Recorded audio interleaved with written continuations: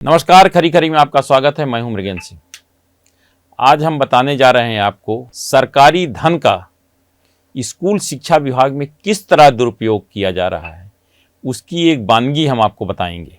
सरकार के पास पैसा नहीं है, बच्चों को बैठने के लिए टाट पट्टी नहीं, स्कूलों में बैठने के लिए कुर्सी नहीं है, लेकिन अपने लोगों को, चहेतों को लाभ पहुंचाने के लिए किस तरह पैसे का दुरुपयोग किया जा रहा है, वो सुनकर आप दंग रह जाएंगे। वह भी तब जब मुख्यमंत्री डॉक्टर मोहन यादव, मुख्य सचिव अनुराग जैन, स्कूल शिक्षा मंत्री राव उदय प्रताप सिंह और स्कूल शिक्षा विभाग के सचिव डॉक्टर संजय गोयल यह कहते हैं कि भ्रष्टाचार बर्दाश्त नहीं किया जाएगा। आखिर जब बर्दाश्त नहीं किया जाएगा तो जब इतने बड़े बड़े मामले सामने आ रहे हैं तो अधिकारियों पर मेहरबानी क्यों? छोटे अधिकारियों से लेकर बड़े अधिकारी पर। अधिकारियों की सबसे बड़ी बात है कि जिम्मेदारी तय नहीं हो पा रही है, किसी पर कोई कार्रवाई नहीं होती। कभी कोई मामला उजागर हुआ तो एक दो पे कार्रवाई कर दी, उसके बाद फुर्सत हो जाते हैं। नीचे वाले वरिष्ठ अधिकारी, किसी पर कार्रवाई होती नहीं। अब बताइए, विधानसभा में, इसी विधानसभा में लगभग 20-25 दिन हो गया, जिसके पहले मैहर के भाजपा विधायक श्रीकांत चतुर्वेदी ने एक मामला उठाया था कि जिलों में मरम्मत और खरीदी के नाम पर पैसा गया, कोई काम नहीं हुआ, पैसे का भुगतान कर दिया गया।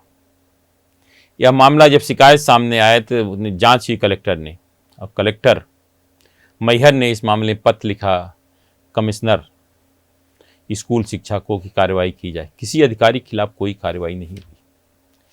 अब एक अधिकारी हैं जो बरसों से मेंटेनेंस और खरीदी में पदस्थ हैं, मतलब एक ही, मतलब उनका लगभग 8-10 साल हो गए।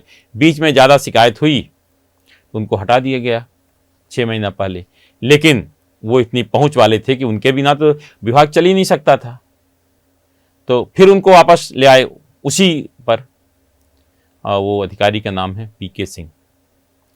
अब ये बताइए कि अगर आप एक अधिकारी पर इतना भरोसा, इतनी शिकायत के बावजूद, तो क्या वो अधिकारी अगर नहीं रहेगा तो विभाग नहीं चलेगा? लेकिन नहीं, क्योंकि वरिष्ठ अधिकारियों को का खुला संरक्षण है, तो जो मर्जी है वो हो रहा है। विधानसभा में मंत्री ने घोषणा की कि हटा दिया जाएगा, अभी तक किसी भी अधिकारी को नहीं हटाया गया। अब जब विधानसभा में घोषणा का पालन नहीं हो रहा जो मंत्री करते हैं, तो आखिर आगे क्या होगा? स्कूल शिक्षा विभाग कैसा चल रहा है ये किसी के समझ में नहीं। जबकि बताए बच्चों के पढ़ाई का पूरा जिम्मा है, बच्चों को कैसे बेहतर शिक्षा की बात होती है, वहाँ भ्रष्टाचार की बात होती है। अधिकारी बरसों से कुंडली मार के बैठे हुए, किसी के खिलाफ कोई कार्रवाई नहीं की रही। अब हम एक आपको बताने जा रहे हैं कि 2 करोड़ बिना जरूरत के कुर्सी खरीद ली गई। 2 करोड़ एक जिले की हम बात कर रहे हैं, रायसेन। ये तो एक जिले का, जिसका आज पब्लिक वाणी ने अपने समाचार पत्र में उजागर किया है। देखिए, ये तो एक जिले का मामला है। सोचो अब पूरे प्रदेश में अगर ये हालत होगी कि वहाँ के जो संकुल प्राचार्य हैं, ब्लॉक एजुकेशन ऑफिसर हैं और डिस्ट्रिक्ट एजुकेशन ऑफिसर, वो बार बार कह रहे हैं कि भैया मुझे कोई जरूरत नहीं, मैंने कहा नहीं कहाँ से आ गया। और जो सप्लायर है, कितना पावरफुल अधिकारियों से कितनी मिलीभगत है उसकी, कि वो जाता है और बोलता है कि आप हमें ऑर्डर दो और ये हमारा पैसे का भुगतान, मतलब सामान पहुंच जाता है, बोले आप पकड़ो, हमें पैसा दो। भाई हमने मांगा नहीं कि हमें ज़रूरत नहीं है, लेकिन आपने पहुंचवा दिया। अब जो वहाँ के प्रिंसिपल बोल रहे हैं, संकुल हाथ जोड़ के बोल रहे हैं कि भैया मुझे नहीं ज़रूरत है, मुझे ज़रूरत है बच्चों को बैठने के लिए कुर्सी की, टाट की, पट्टी की, तो आप नहीं दे रहे हो। और आप उनको टेबल दे रहे हो चारों तरफ से, कॉन्फ्रेंस हॉल हाई नहीं, टेबल कहाँ से रखेंगे भाई? आखिर क्यों इतनी पैसे की बर्बादी हो रही है? क्या इसको कोई देखने वाला नहीं है? वह अब तक रायसेन जिला, एक जिले की पब्लिक वाणी टीम ने सर्वेक्षण किया है, पूरे सर्वे करके जांच किया। अगर पूरा सर्वे पूरे प्रदेश का हो जाए तो क्या हालत है? क्या विभाग के कमिश्नर या सचिव को ये चीज़ें नहीं दिखती? क्या उनके पास शिकायतें नहीं पहुंचती? या बरसों से जमे अधिकारी आखिर क्या कर पा रहे हैं? क्या हम ईमानदारी कैसे बात कर सकते हैं कि आपके यहाँ किस तरह पैसे का दुरुपयोग हो रहा? मध्य प्रदेश की आर्थिक स्थिति सबको मालूम है, लेकिन जो अधिकारी कर्मचारियों के पैसे जो मर्जी होती है करते हैं। आखिर क्यों भाई? क्यों सरकार कार्रवाई में पीछे हट रही है?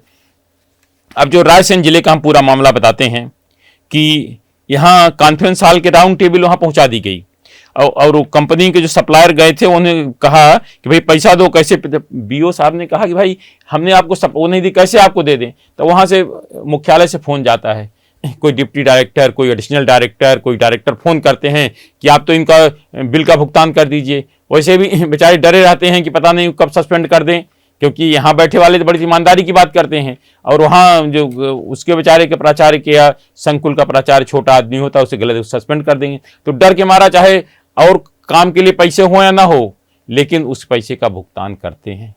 क्या यही है ईमानदारी का? क्या स्कूल शिक्षा विभाग में यही हो रहा है? अब इसमें जो 2 करोड़ के मामले सामने आए हैं, तब इसके बाद स्थितियां, अब जब पब्लिक बॉडी ने इसका खुलासा किया तो आज शायद सरकार इसमें जागी है और पता चल रहा है कि शायद हो सकता है कुछ कार्रवाई हो। अभी मैं कह नहीं सकता, लेकिन आज पब्लिक बॉडी में समाचार पत्र में छपने के बाद सरकार की नीति थोड़ा सा जागी है।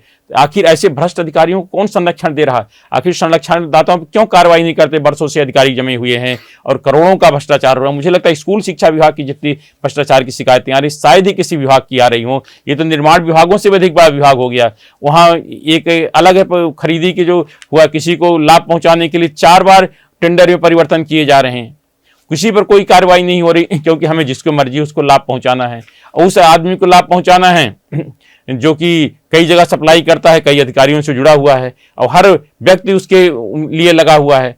अब बाहर का कोई आदमी अगर नया कोई आता है तो उसके पीछे ऐसे पड़ जाते हैं जैसे ये कितनी ईमानदारी से काम कर रहे हैं। तो भाई अभी तक सरकार क्यों नहीं ऐसे लोगों पर कार्रवाई करती कि आखिर स्कूल शिक्षा विभाग के हमारे क्या हो गया है?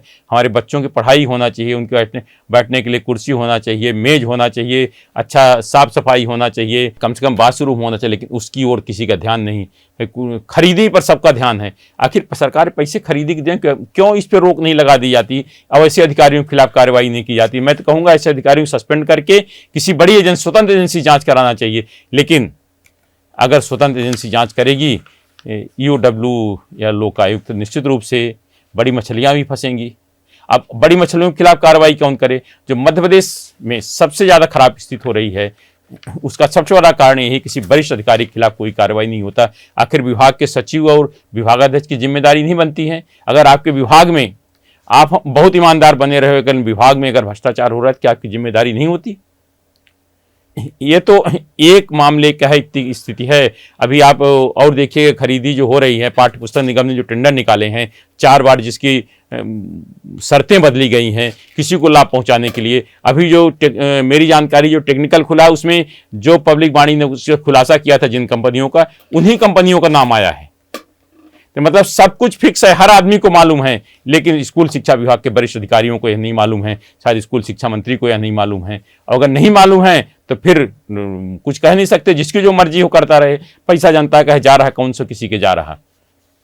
तो मैं तो कहूँगा स्कूल शिक्षा विभाग में भ्रष्टाचार में रोक लगाने के लिए बड़े फेरबदल की जरूरत है और कई अधिकारियों के खिलाफ कार्रवाई होनी चाहिए, तभी सुधार आएगा और शिक्षा की व्यवस्था में सुधार होगा।